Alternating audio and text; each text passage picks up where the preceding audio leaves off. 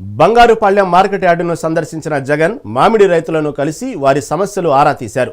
అనంతరం మామిడి రైతులను నిరంకుశంగా నియంత్రించారని జగన్ ఆరోపించారు. మామిడి రైతులను ప్రభుత్వం పట్టించుకోవడం లేదని, ప్రభుత్వాన్ని నిద్రలేపేందుకు ఇక్కడికి వచ్చానని తెలిపారు. రైతులను ప్రభుత్వం చిన్నచూపు చూస్తుందని విమర్శించారు.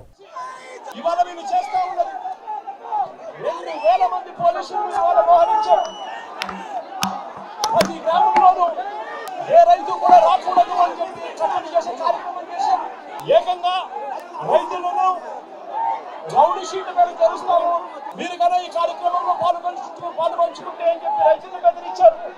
కనీసం పెట్రోల్ బంకుల్లో కూడా రైతులు స్వచ్ఛంగా వచ్చే కార్యక్రమంలో భాగంగా పెట్రోల్ పోయించుకునే కార్యక్రమంలో కూడా రైతులు పోయించుకునే కార్యక్రమం కూడా జరగకుండా డీలర్స్ లో ఎవరైనా వస్తే పెట్రోల్ కూడా పోయాకండి అని చెప్పి పెట్రోల్ బంకుల్లో చెప్పారు. రైతులు ఇబ్బందులు పడతా ఉన్నారు కాబట్టి ఇన్ని వేల మంది రైతులు ఇక్కడికి వచ్చి వాళ్ళ ఆవేదన చూపుతా ఉన్నారు. మరి చంద్రబాబు నాయుడు గారి ప్రభుత్వం ఏమి గాడిదలు కాస్తామో నేను అడుగుతా ఉన్నాను. ఇదే చంద్రబాబు నాయుడు గారు గట్టిగా ప్రశ్నిస్తూ అడుగుతా ఉన్నారు. జిల్లాలో 6,45,000 టన్నులు 6,45,000 మెట్రిక్ టన్నుల దిగుబడి వస్తుంది. 2,20,000 ఎకరాలలో పంట పండుతుంది. 76,000 మంది రైతులు వ్యవసాయం చేస్తూ మామిడి మీద బతుకుతారు.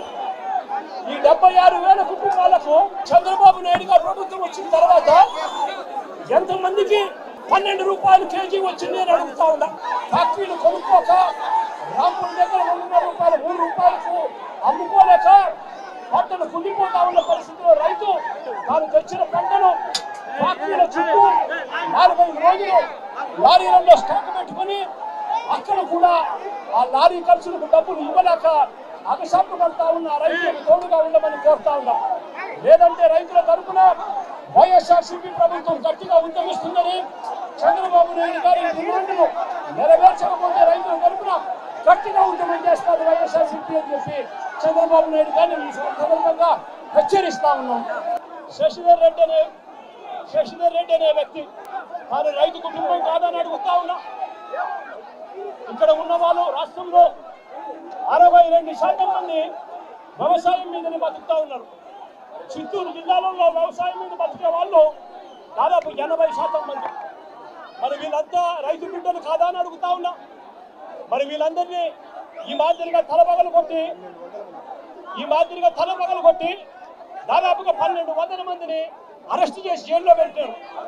ఈ ప్రోగ్రాం ఎవరు రాకూడదు అని చెప్పి ఇచ్చిన వీడిగా లాఠీ చార్జ్ చేశారు.